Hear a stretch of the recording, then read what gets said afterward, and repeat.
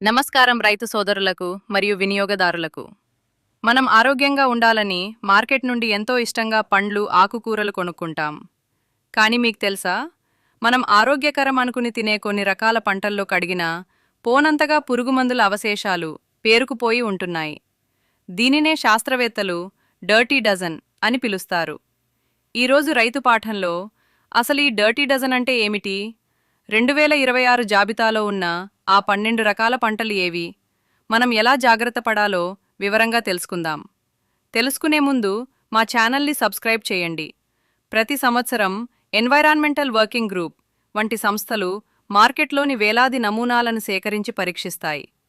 పండ్లు, కూరగాయలను శుభ్రంగా కడిగి తొక్క తీసిన తర్వాత కూడా వేటిలో ఎక్కువ రసాయన నిల్వలు ఉన్నాయో గుర్తిస్తారు. ఈ జాబితాలో ఉండే పంటలకు పురుగుమందులను పీల్చుకునే గుణం ఎక్కువగా ఉంటుంది. వీటి తొక్క చాలా పలుచగా ఉండటం వల్ల కెమికల్స్ లోపలికి త్వరగా వెళ్తాయి. వీటిని పండించేటప్పుడు రైతులు అనివార్యంగా లేదా తెలియక ఎక్కువ మందులు స్ప్రే చేస్తుంటారు. ఇప్పుడు 2026 డర్టీ డజన్ జాబితా ఏంటో తెలుసుకుందాం. స్ట్రాబెర్రీలు. వరుసగా కొన్ని ఏళ్లుగా ఇది మొదటి స్థానంలోనే ఉంది. వీటిపై అత్యధికంగా ఫంగిసైడ్స్ వాడతారు. పాలకూర మరియు ఆకుకూరలు. స్పినిచ్ మరియు కేల్. వీటి ఆకులు వెడల్పుగా ఉండటం వల్ల మందులు ఎక్కువగా పేరుకుపోతాయి. కొన్ని నమూనాల్లో 10 కంటే ఎక్కువ రకాల కెమికల్స్ బయటపడ్డాయి. ద్రాక్ష. ద్రాక్ష గుత్తులు కుళ్ళిపోకుండా ఉండటానికి విపరీతంగా మందులు కొడతారు. ఇవి కడిగినా పూర్తిగా పోవు. యాపిల్స్. నిల్వ ఉండటానికి వీటిపై వాడే డైఫినైల్ అమైన్ వంటి రసాయనాలు ఆరోగ్యానికి హానికరం.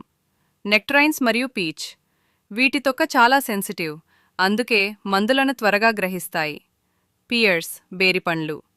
ఇటీవల వీటిలో పురుగుమందుల మోతాదు పెరుగుతున్నట్లు గుర్తించారు. బ్లూబెర్రీస్. వీటిలో కూడా ఫంగిసైడ్స్ ఎక్కువగా ఉంటున్నాయి. చెర్రీస్. వీటిపై సగటున 5 రకాల పురుగుమందుల అవశేషాలు ఉంటున్నాయి. బెల్ పెప్పర్స్, క్యాప్సికమ్ మరియు పచ్చిమిర్చి. మిరపజాట్ట పంటపజాతి పంటల్లో పురుగు ఉధృతి ఎక్కువ కాబట్టి రైతులు ఎక్కువ స్ప్రేలు చేయాల్సి వస్తుంది. టొమాటోలు. ముఖ్యంగా హైబ్రిడ్ రకాల్లో నిల్వ సామర్థ్యం కోసం కెమికల్స్ వాడుతున్నారు. ముల్లంగి/క్యారెట్. భూమి లోపల పెరిగే కొన్ని రకాల్లో కూడా నేల ద్వారా రసాయనాలు చేరుతున్నాయి. సెలరీ. ఇది నీటిని ఎక్కువగా పీల్చుకుంటుంది. దానితో పాటు రసాయనాలు కూడా మొక్కలోకి వెళ్తాయి. రైతు పాఠం సలహా. ఈ 12 రకాల పంటలు పండించే రైతులు వీలైనంత వరకు జీవామృతం, దశపర్ణి కషాయం, బ్రహ్మాస్త్రం వంటి సేంద్రియ పద్ధతులను పాటించండి.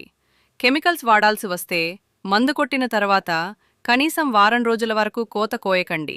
వెయిటింగ్ పీరియడ్ పాటించండి. వినియోగదారులకు సూచన.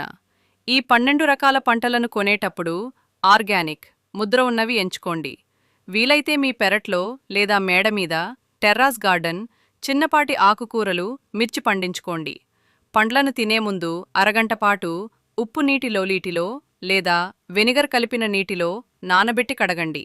అన్నీ విషపూరితం కావు. కొన్ని పంటలపై పురుగుమందుల ప్రభావం చాలా తక్కువగా ఉంటుంది.